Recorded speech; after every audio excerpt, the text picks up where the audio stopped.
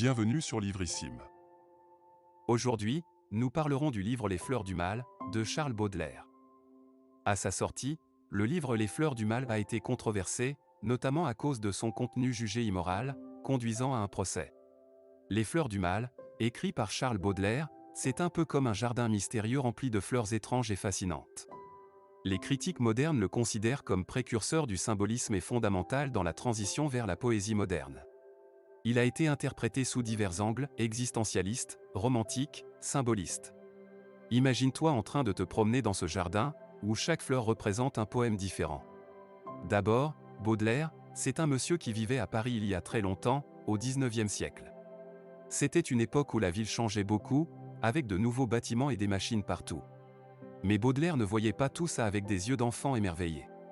Non, il trouvait que ces changements cachaient quelque chose de triste et de difficile.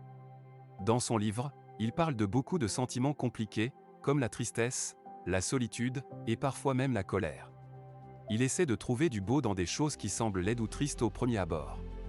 Comme si on trouvait une belle fleur dans un endroit sale et sombre.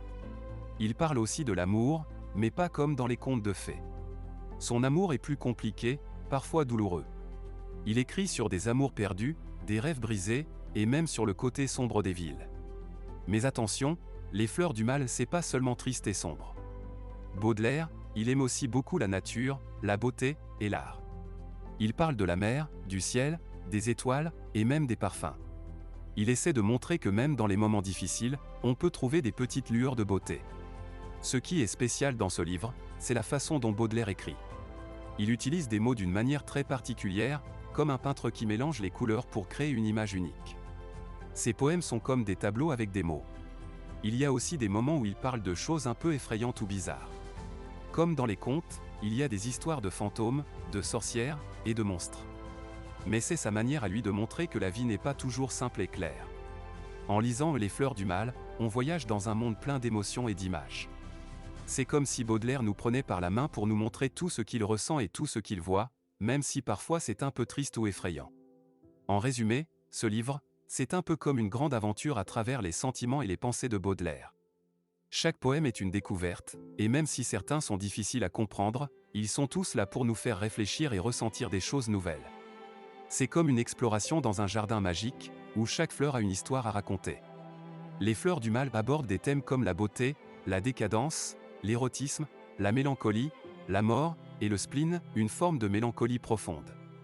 Baudelaire explore la dualité entre le bien et le mal, le beau et le laid, souvent en cherchant la beauté dans la laideur ou le vice. Baudelaire utilise un style lyrique et riche en images.